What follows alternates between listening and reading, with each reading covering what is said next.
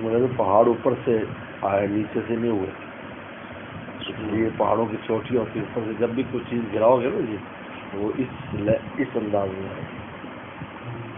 آپ کوئی چیز گرانا شروع کرو تو کیسے پہلے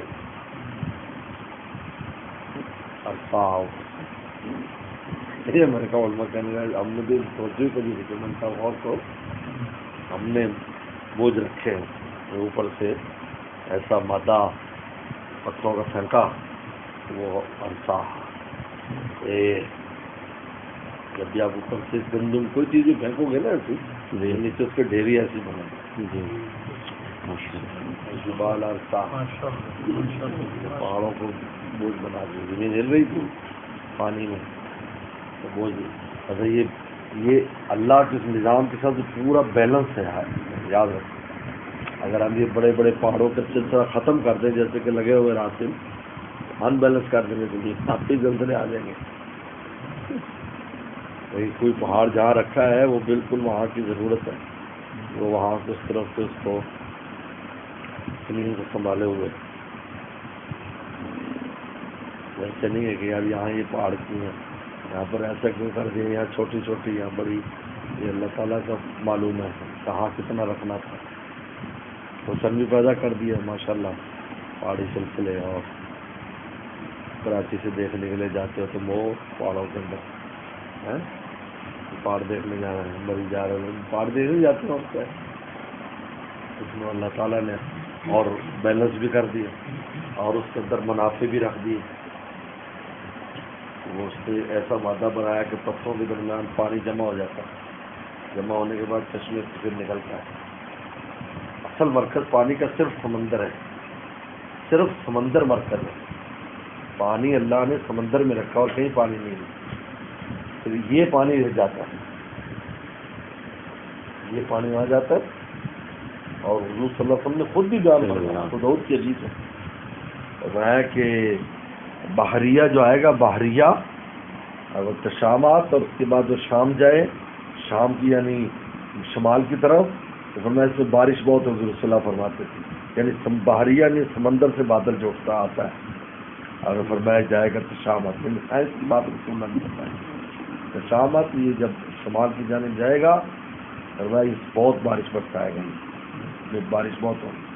اور کچھ ایسے خشک ہوتے پھرتے رہتے بارش نہیں ہوتی، اس میں کچھ اتنا ہوتا نہیں ہے، بس وہ دھوئیں کی طرح شکل ہے سنا فرمایا.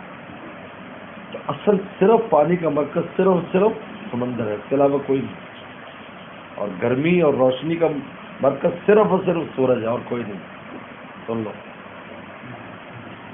پانی یہاں سے بادل لے جاتے ہیں پہاڑوں پر برساتے ہیں، پہاڑ اس کے اندر لے لیتے ہیں، برف جمتی ہے پہاڑوں پر اونچائی کی وجہ سے اور اندر لے لیتے ہیں. وہ پھر وہاں سے پگھل کر وہ دریا بنتے ہیں اور وہ پھر دریا بن کر آتی ہے. بارش زمین میں تو زمین سے بورنگ سے پانی نکال رہے ہیں آپ اس سمندر کا پانی، لیکن فلٹرڈ ہوتا ہے، فلٹرڈ ہوا. اللہ نے ایسا نظام بنایا کہ ورنہ فلٹریشن کے جہاں سے پلانٹ لگے ہوئے دبئی وغیرہ میں اس کو پانی کتنا مہنگا پڑتا ہے. اور پھر وہ چشموں کا پانی، دریا کا پانی، کنویں کا پانی، سب پانی دراصل سمندر سے ہے اور کہیں سے نہیں. پھر وہ وہاں دریا چلتا ہے تو دریا دنیا کی جتنے دریا ہیں سمندر میں گرتے ہیں مرکز میں، کیونکہ آپ نے پی لیا باقی واپس آ گئے پھر دوبارہ اللہ تعالیٰ وہاں پہ جی ماشاء اللہ. اور وہ پانی کم نہیں ہوتا، تو اللہ تعالیٰ نے ایسا رکھا ہے تو پانی پیدا ہوتا رہتا ہے، نظام ہے. اس طرح گرمی اور روشنی کا واحد ذریعہ سورج، اس کے علاوہ کوئی دنیا اندھیر ہے ٹھنڈی ہے. دنیا اصل کے بعد سے اندھیر ہے، یہاں پر روشنی نہیں ہے. سورج نہ نکلے تو آپ دیکھو کیا حال ہوتا ہے رات میں. یہ کمکمے یہ وغیرہ یہ ساری چیزیں تو انہی چیزوں سے بنائی گئی ہیں، لیکن اصل جو اتنا وافر روشنی اتنی وافر گرمی وہ سورج دیتا ہے، اللہ نے سورج بنایا. اور سورج جو ہے وہ جہنم سے لیتا ہے، اپنی گرمی جہنم سے لیتا ہے. اور سمندر کا گڑا بھی جہنم کے لیے استعمال ہو.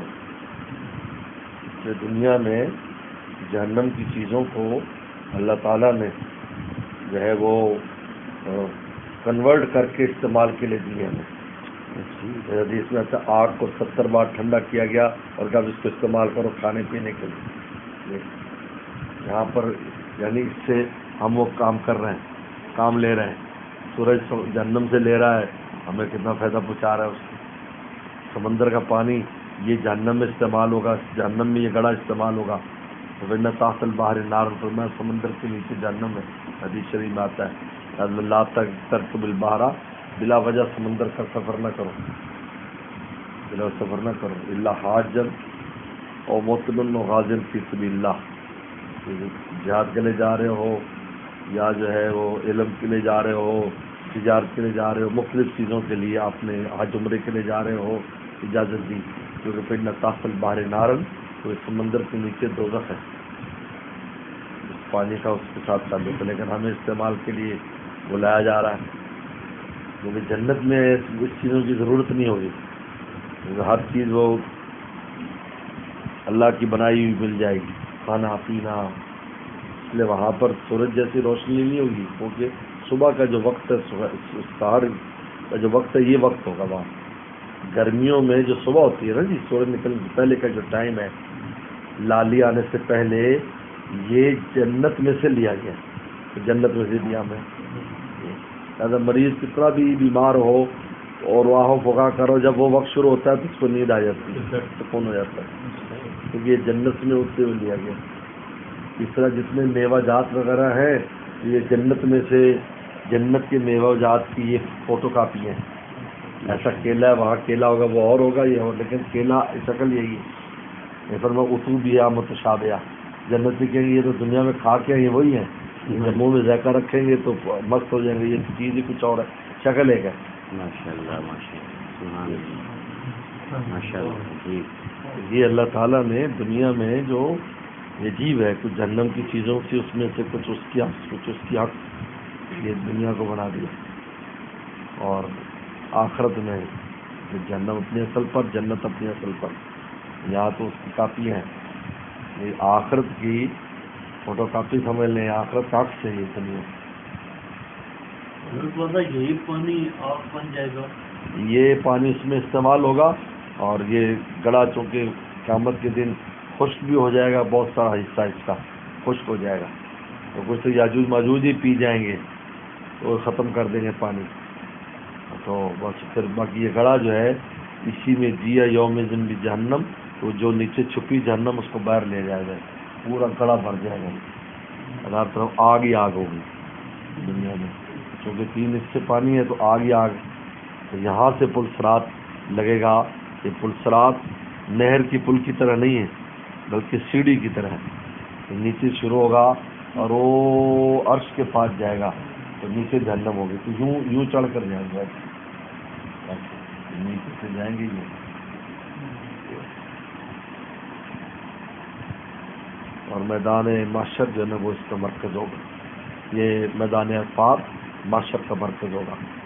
وہاں اللہ کا عرش اترے گا, اور پورا پھر وہیں سے ساری زمینیں ملا دی جائیں گی. سب جو ہے وہ میزان, یہ سب نظام جو ہے نا وہاں پر ہے, اس جگہ پر نظام بنایا جائے. ایسے کہتے حج پر جائے, لدھیانوی صاحب فرماتے حج پر جائے تو آدمی کہ اللہ میں آج میں اس جگہ پر ہوں جہاں کل تیرے عرش نے اترنا ہے. میں اپنے عرش کے سائے میں آج ہی جگہ ہمارے لیے متعین فرما دیجیے. آج آپ شان جمال میں ہیں, اس دن تو جلال میں ہوں. میں یہ ریزرویشن کراؤ نا کہ تم دنیا مانگو, میرے پتر کے اتنے پتر ہو جائیں, اور میری اتنی دکانیں ہو جائیں, میرے اتنے کارخانے ہو جائیں. یہ کیا مانگتے ہو یہاں پر, یہ مانگو, یہ فرمایا کرتے تھے. کیونکہ وہیں پر اللہ کا عرش کر, قرآن کہتے نا اللہ کا عرش لایا جائے گا. جاز ربک والملک صفا صفا, اللہ تعالیٰ تشریف لائیں گے اور صفیں بنے گی, 1 صف 2 صف, یہ پھٹ جائے گا آسمان بیچ میں سے, وردتن کا دخان, اور اس کے کنارے سرخ ایسے لگیں گے جیسے گلاب کی پنکھڑیاں ہوتی ٹوٹ کے لٹکے ہوں گے. تو اس میں بھی پھر یہاں سے اترتے رہیں گے آخر میں اللہ تعالیٰ کی تجلی اللہ تشریف لائیں گے. یہ ہو رہا ہے کہ قرآن نے بیان کیا ساری چیزیں. نبی صلی اللہ علیہ وسلم وہ بھی ساتھ کھڑے ہوں گے امت کے. یہ سب امت کو لے کر جائیں گے وہ. تو جیسے علماء اور ان کو ہمارے حضرت فرماتے تھے ان کو روک دیا جائے گا علماء کو اور ان کو اوپر جانے سے جنت میں. تو ہمیں کیوں روک رہے ہو؟ کہا کہ اس لیے کہ جو چلا گیا جنت میں واپس نہیں آئے گا یا تو سفارشیں کر کے جاؤ کوئی لینے جاؤ. سبحان اللہ. تو علماء حافظ قاریوں کو سب کو روک دیں گے. سفارشیں کرو جو جنت میں چلے گا ان کو نکلواؤ. اس لیے اس میں مشغول ہیں. مولویوں کی ہماری چھٹی نہیں ہے.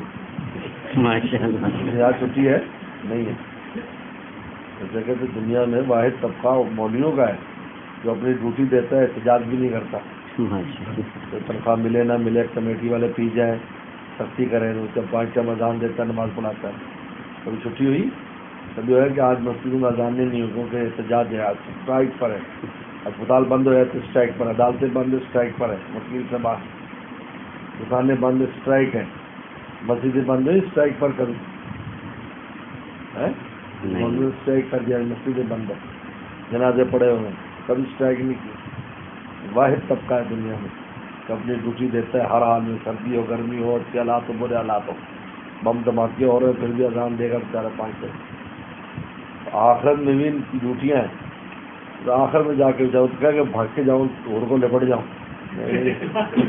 اکیلا نہ جا لے کے جا. بہت بڑا طبقہ پھنسا ہوا ہے اس سے لے کے جاؤ. علماء حافظ قاری 14 سب سفارش میں ہوں گے. وسلم بھی فرمائیں گے پہلے وسلم اس کے بعد پھر امتی جن کو اجازت ہو سب سفارشیں کریں گے. پھر جب سب کو لے کے جائیں گے تب جا کر بیچارے جائیں گے. پھر جلدی ہورے ملنے والے بھی وہاں بھی لے کر آ جائے گا. ماشاء اللہ. حضور والا میں اس طبقے میں رہا ہوں تو سب سے زیادہ لوگ جائز مولویوں کو سمجھتے ہیں. کہتے ہیں ہم پڑھے لکھے ہیں. جب تک ان کے ساتھ رہو نا تو پتہ نہیں لگتا کہ علم کیا ہے. یہ تو ہے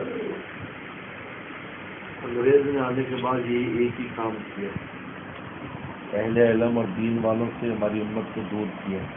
اور سب سے پہلے انگریز نے مساجد مدارس کو نقصان پہنچایا جس طرح آج یہ کالے انگریز کر رہے ہیں. کیونکہ انگریز نے آتے ہی سب سے پہلا جو کام کیا ہے قبضے کے بعد تمام اوقاف کو باطل کیا. جتنے اوقاف تھے مسجدوں کے مدرسوں کے ان سب کو یک قلم انہیں کا بحق سرکار ضبط شہر کاٹ دی. اب علماء محتاج ہو گئے نہ. اتنے اوقاف تھے ہر مدرسے مسجد کے کہ کسی کی چندے کی ضرورت نہیں. لیکن انگریز نے یہ کام کیا اس وقت ایک دم کام. آج بھی یہی ہے. پگڑیاں یہ بینڈ ماسٹر سلام خیریت ہے.